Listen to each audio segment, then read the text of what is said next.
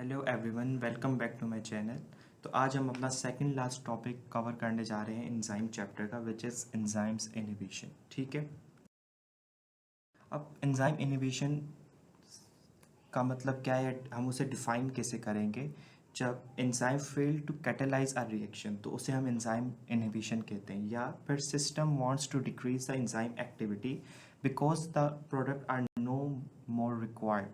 तो this condition of decrease in enzyme activity is known as enzyme inhibition. मतलब कि अब हमें प्रोडक्ट नहीं चाहिए तो सिस्टम क्या करता है कि एंजाइम एक्टिविटी को डिक्रीज कर देता है, तो इसे हम एंजाइम इनहिबिशन कहते हैं। ठीक है। और ऐसे मॉलिक्यूल्स जो रिएक्ट करते हैं एंजाइम्स के साथ but not converted into desired product, उन्हें हम एंजाइम इनहिबिटर्स कहेंगे। ठीक है। जो एंजाइम के साथ रिएक्ट तो कर रहे हैं लेकिन अपने प्रोडक्ट में कन्वर्ट नहीं होते। ठीक है। तो उन्हें हम एंजाइम इनहिबिटर्स कहते हैं। अब 3 टाइप्स की होती है enzyme inhibition, which is competitive, non competitive and uncompetitive. अब हम वन बाय वन इन्हें डिस्कस करते हैं।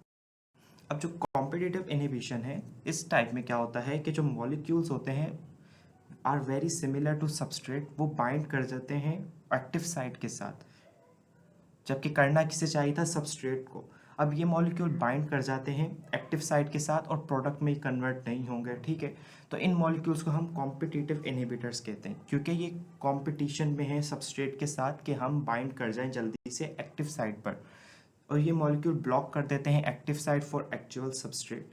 यहाँ इसकी एग्जांपल दी गई है पेनिसिलिन की, जो कि ब्लॉक करती है active site of bacterial enzyme जो सेल वॉल बनाता है, जिसकी वजह से सेल वॉल नहीं बन पाती और फिर बैक्टीरिया डेड हो जाते हैं। अब यहाँ लिखा हुआ है कि अगर कॉम्पिटिटिव इनहिबिशन रिवर्सिबल हो, मतलब कि इनहिबिटर है आया, वो अटैच हो गया एक्टिव साइट के साथ, फिर डिटेच हो गया कुछ टाइम बाद, तो उसे हम ओवरकम कर सकते हैं by increasing the concentration of substrate. जैसे ही एक्टिव साइट अवेलेबल होगी तो ज़्यादा सबस्ट्रेट मॉलिक्यूल्स होंगे around the enzyme then the inhibitor molecule. जैसे कि एग्जांपल में देख सकते हैं कि एंजाइम है ये और ये इसकी एक्टिव साइट है, जबकि जो ब्लू कलर्स में है हमारे पास सबस्ट्रेट है, जबकि रेड कलर वाले हमारे पास इनहिबिटर्स हैं। तो अब हम देखते हैं कि हम there are 5 substrate molecules and 2 inhibitor molecules. तो ज़्यादा चांसेस किसके हैं, सबस्ट्रेट के हैं कि वो बाइंड कर जाए एक्टिव साइट के साथ। तो इसी पैराग्राफ में ये बात लिखी गई है कि हम इसे ओवरकम कर सकते हैं by increasing the concentration of substrate molecules. अब हम यहाँ एग्जांपल्स देख लेते हैं कि ये एंजाइम है which is blue in colour. ठीक है। इसे बाइंड करना था अपने सबस्ट्रेट के साथ which is green and yellow, लेकिन यहाँ रेड कलर वाला इनहिबिटर आता है और अटैच हो जाता है विद द एक्टिव साइट।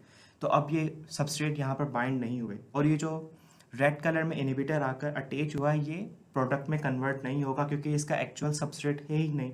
और ये जो कॉम्पिटिटिव इनहिबिशन है, ये सपोर्ट करती है लॉक एंड की मॉडल को। किस तरह से, लॉक एंड की मॉडल बताता है कि स्पेसिफिक एंजाइम स्पेसिफिक सबस्ट्रेट पर ही एक्ट करते हैं। ठीक है, लाइक लॉक एंड की। तो भले ही यही सबस्ट्रेट, ये जो इनहिबिटर आकर अटैच तो हो गया है, लेकिन एंजाइम इसके ऊपर वर्क नहीं कर सकता और ना ही ये फिर प्रोडक्ट में कन्वर्ट होगा। ठीक है। अब हम सेकंड एग्जांपल देखते हैं कि एंजाइम है जिसका सबस्ट्रेट था सक्सिनेट और वो कन्वर्ट कर देता है उसे फ्यूमरेट में और एंजाइम डिटेच हो जाएगा। ठीक है। लेकिन यहाँ पर मेलोनेट है, वो इनहिबिटर के तौर पर काम करता है और आकर अटैच हो जाता है एक्टिव साइट पर, जिससे फिर कोई भी प्रोडक्ट नहीं बनता है। ठीक है। अब हमने पीछे देखा है कॉम्पिटिटिव इनहिबिशन, अब है नॉन कॉम्पिटिटिव इनहिबिशन जो कि उसके बिल्कुल अपोजिट है। इसमें मॉलिक्यूल्स बाइंड करते हैं विद साइट जो कि अवे होती है फ्रॉम एक्टिव साइट। जैसे ये एंजाइम है, इसकी ये एक्टिव साइट है और यहाँ पर ये इनहिबिटर है रेड कलर में, वो आकर यहाँ अटैच हो रहा है, जो कि एक्टिव साइट पर अटैच नहीं हो रहा बल्कि दूसरी साइड पर अटैच हो रहा है जो कि एक्टिव साइट से दूर है। ठीक है। तो इसे हम नॉन कॉम्पिटिटिव इनहिबिशन कहते हैं। The molecule bind with enzyme at any site except active site, मतलब यहाँ एक्टिव साइट के अलावा किसी दूसरी साइट पर अटैच हो रहा है, इन्हें हम नॉन कॉम्पिटिटिव इनहिबिटर्स कहते हैं। और जो बाइंडिंग साइट्स होती है away from the active site are called allosteric sites. ये बात आपको याद रखनी है, काफ़ी बार ये एमसीक्यूज में पूछा जा सकता है। ठीक है। एलोस्टेरिक साइट्स क्या होती हैं, the binding sites away from active site, उन्हें हम एलोस्टेरिक साइट्स कहते हैं। अब एलोस्टेरिक साइट पर अटैच होने से आप देख सकते हैं कि एक्टिव साइट की पहले शेप ऐसी थी जब इनहिबिटर बाइंड नहीं हुआ था, बाइंड होने के बाद उसकी क्या शेप चेंज हो जाती है, जिसकी वजह से जो एक्टिव साइट है अनरिसेप्टिव होती है टू द सबस्ट्रेट, और एंजाइम लेस इफेक्टिव हो जाता है एट कैटालाइजिंग रिएक्शन। ठीक है, अब एक इसके एग्जांपल देखें। जो कॉम्पिटिटिव इनहिबिशन के एग्जांपल में क्या था, पेनिसिलिन थी जो कि बैक्टीरियल सेल वॉल के एंजाइम को इनहिबिट कर रही थी, जबकि इसमें आता है feedback inhibition is the example of reversible non competitive inhibition, जिसे हम नेक्स्ट स्लाइड्स में डिस्कस करने वाले हैं। अब एक थर्ड और लास्ट जो कि हमारी इनहिबिशन है, डेट इज़ अनकॉम्पिटिटिव इनहिबिशन। इस टाइप में क्या होता है कि एंजाइम इनहिबिटर बाइंड करता है एंजाइम सबस्ट्रेट कॉम्प्लेक्स, मतलब जो एंजाइम सबस्ट्रेट कॉम्प्लेक्स बन चुका होता है वहाँ आकर इनहिबिटर अटैच हो जाता है, तो इसे हम एंटी कॉम्पिटिटिव इनहिबिशन भी कहते हैं। और ये ऐसे रिएक्शंस पे इन्वॉल्व होते हैं जिसमें दो या दो से ज़्यादा सबस्ट्रेट इन्वॉल्व हों। ठीक है, अब आता है last topic which is feedback inhibition, जो कि बहुत ज़्यादा इंपॉर्टेंट है। इसे हम चेक एंड बैलेंस मैकेनिज्म भी कहते हैं। ये एक बायोलॉजिकल कंट्रोल मैकेनिज्म है जहाँ पर एक्टिविटी ऑफ एंजाइम इनहिबिट करता है बाय इट्स ओन प्रोडक्ट, मतलब जो प्रोडक्ट है वही अपने एंजाइम की एक्टिविटी को इनहिबिट कर देता है। और ये हमने देखा है कि नॉन कॉम्पिटिटिव इनहिबिशन है, मतलब प्रोडक्ट कहाँ जाके लग रहा है, एलोस्टेरिक साइट पर जाकर अटैच हो जाता है और उसकी एक्टिविटी को इनहिबिट करता है। अब क्वेश्चन इज डैट के क्यों कर रहा है, क्योंकि जो हमारा जो प्रोडक्ट होता है वो बहुत ज़्यादा एक्सिस के अंदर प्रोड्यूस हो चुका हुआ होता है, तो इसीलिए वो आकर अटैच होता है एलोस्टेरिक साइट पर और ब्लॉक कर देता है एंजाइम की एक्टिविटी को।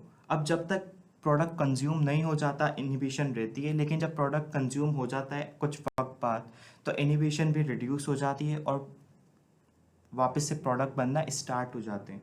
ठीक है, अब आता है कि काफ़ी जो पाथवेज होते हैं वो भी रेगुलेट होते हैं बाय फीडबैक इनहिबिशन। अब जैसे जिन पाथवे से मुराद क्या है कि मतलब जिनमें काफ़ी रिएक्शंस हो रहे हैं और लास्ट में एक प्रोडक्ट हमें मिल रहा है, तो इसमें क्या होता है कि जो लास्ट में जो हमें प्रोडक्ट मिलता है वो अगर एक्सेस के अंदर होगा तो बाइंड करता है at an allosteric site on the first enzyme of the pathway.